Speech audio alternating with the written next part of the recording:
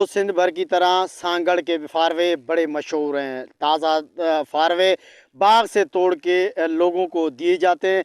लोग बड़े शौक से किलो 2 किलो ख़रीदते हैं। आइए यहाँ से जानते हैं बागबानों से वो इस हवाले से क्या कहते हैं। पर असांजो बाग़ जेको आहे इहो असांजे अबे खां वठी माना असांजी पीढ़ीअ में इहो ई कारोबार आहे। इहो ई माना बाग़नि जा ठीकु आहे, खजनि जा, लीमनि जा, जेको बि बाग़ आहे, अंब थियो माना ही फारो थियो, माना जेका बि बाग़ ख़ुदा जी मेवात आहे उनजो हर असां ठीको खणंदो आहे। असांजो अबो वॾो जेको जान आहे हिन दुनिया में। मालिक जा शुक्रनि फावरो हूअं त ॿिए हंधि त खपे पियो 1000 रुपया किलो, 800 रुपया किलो। असां हिते पोइ बि मुकमल रेट वठूं था, 400 रुपया किलो खपायूं था।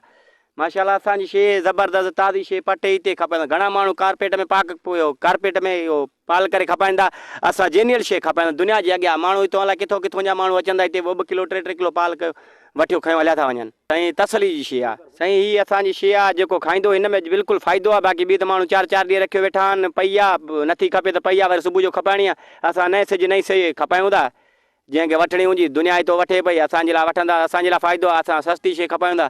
जेको 400 में घुरे थो 400 में ॾींदो न त 300 रुपया किलो बि ॾेई था छॾियूं। असांखे मसइलो न आहे। असांखे मालिक जो शुक्र आहे, रोज़ी मिले थी। सांगड़ खां वठी सखर ताईं बिल्कुलु ईंदा आहिनि। पंजाब जा माण्हू ईंदा आहिनि, हितां वठी वेंदा आहिनि।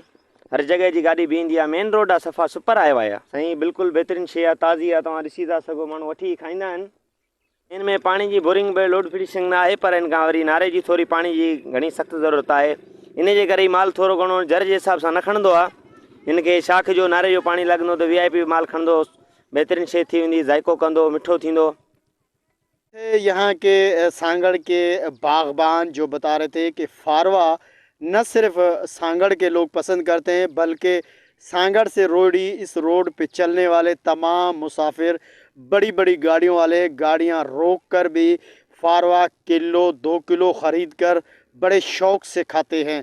फारवा यहाँ का ताज़ा है, क्योंकि बाग का फारवा और शहर का मंडी के फारवे में काफ़ी फ़र्क है। क्योंकि यहाँ के फारवा है बग़ैर कारपेट से तैयार की होती है, बाग से तोड़ के रखे हुए होते हैं। ठेलों से लोग बड़े शौक़ से लेके खाते हैं। सागर दीन मोहम्मद बलोच, वॉइस न्यूज़, सांगड़।